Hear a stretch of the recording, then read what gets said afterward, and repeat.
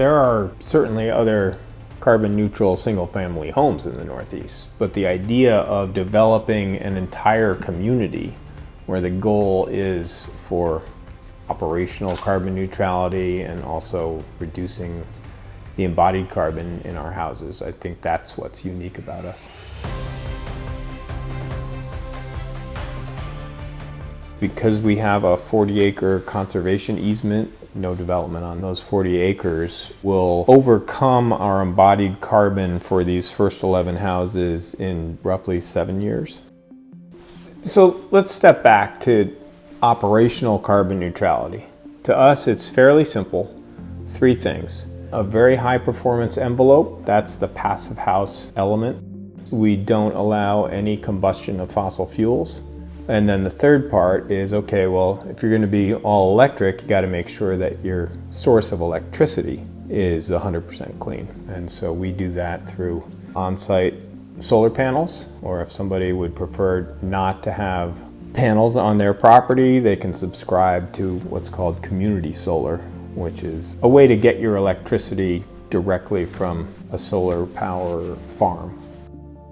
This house over time requires very little energy to heat and cool. There are several elements to that.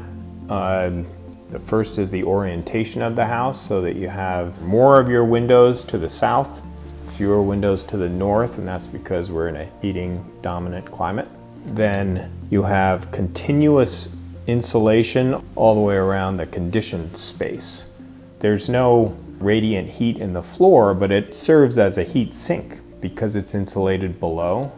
So I can walk around here barefoot in the wintertime and it's fine. Living in this house is so much more than the carbon neutrality. It's just a beautiful house to live in.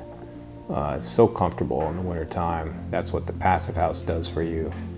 Also the space. I traded a 500 square foot studio, essentially 1-to-1 to buy this property, which is with the accessory building, almost 3,000 square feet and 3 acres plus our 40-acre conservation easement. There's a lot more value here.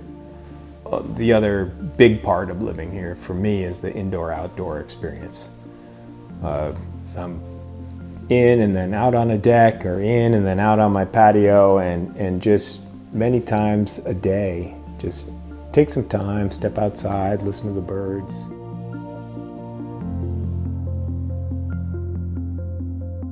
The trail system is what will tie our entire community together. Right now we have about 1.5 miles. As we get into our future phases, we'll be expanding that some. And because we have such topography here and so much water flowing on the site, wind up with just spectacular waterfalls. I don't think I realized how many little communities there are within 20-minute, half-hour drive. You know, we're 8 or 9 minutes from Livingston Manor and Roscoe, but then there are all these other little towns, and all of them have their own personality. I really enjoy going to farmers markets on the weekends and figuring out, okay, well, what do I actually want to cook for myself? I've told myself for many years that I would learn how to fly fish, and I still haven't. It's a trout fly fishing mecca here. I think it would be fun to get into that and start doing some kayaking and more bike riding, a lot of outdoor activities. It's a great way to sort of meet the community. Climate change is one of the most serious issues that we face today. The idea here is that we want to be showing others how to do it. That's a big part of our mission at the Catskill Project, is to go out to conferences and show people what we're doing, show them how we're doing it. It's not your standard business practice to go say, okay, we figured this out. Here, competitors, take a look and follow us. But you know, the climate doesn't have time to delay.